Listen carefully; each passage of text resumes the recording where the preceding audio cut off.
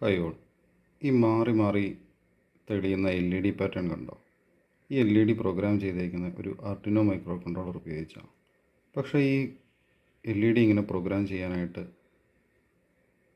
ഏതെങ്കിലും ഒരു programming language, അതായത് സാധാരണ നമ്മൾ ചെയ്യുന്ന ഒരു ആർഡിനോ IDE വെച്ചിട്ട് അതിനകത്ത് C++ പ്രോഗ്രാം വെച്ചിട്ടാണ് ചെയ്യുന്നത്. പക്ഷേ ഇത് ചെയ്തിരിക്കുന്നത് ഒരു പ്രോഗ്രാമിംഗ് ലാംഗ്വേജ് ഉപയോഗിക്കാതെ ഒരു ബ്ലോക്ക് മെത്തേഡാണ് ഉപയോഗിച്ചിരിക്കുന്നത്.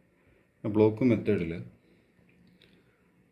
ഓരോരോ ബ്ലോക്ക് ഉപയോഗിച്ചിട്ടാണ് പ്രോഗ്രാം ചെയ്തിരിക്കുന്നത്. ഇതൊരു ബിഗിനർ ലെവലാണ്, അതായത് ഒരു പ്രോഗ്രാമിംഗ് ലാംഗ്വേജ് പഠിക്കാതെ തന്നെ ആർക്കും ചെയ്യാവുന്ന രീതിയിൽ. ഇത് ഈ പറയുന്ന പുതിയ കേരള സിലബസ് 10ാം ക്ലാസ്സിൻ്റെ ഇൻഫർമേഷൻ ആൻഡ് കമ്മ്യൂണിക്കേഷൻ ടെക്നോളജിയിൽ റോബോട്ടിക്സ് ഇൻക്ലൂഡഡ് ആണ്. അപ്പോൾ അതിനകത്ത് കുട്ടികൾക്ക് ആർഡിനോ പ്രോഗ്രാമിംഗ് പഠിക്കാനുണ്ട്. അത് അവർ പ്രോഗ്രാം ചെയ്യുന്നത് പിക്ടോ ബ്ലോക്സ് എന്ന് പറഞ്ഞിട്ടാണ്, എന്ന സോഫ്റ്റ്വെയർ ഉപയോഗിച്ചിട്ടാണ്.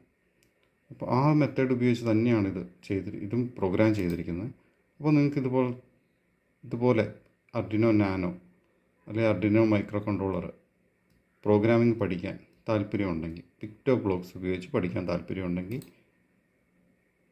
ഈ ചാനലൊന്ന് സബ്സ്ക്രൈബ് ചെയ്യുക, വീഡിയോ ഒന്ന് ലൈക്ക് ചെയ്യുക, നിങ്ങളുടെ ഫ്രണ്ട്സിന് ഷെയർ ചെയ്ത് കൊടുക്കുക.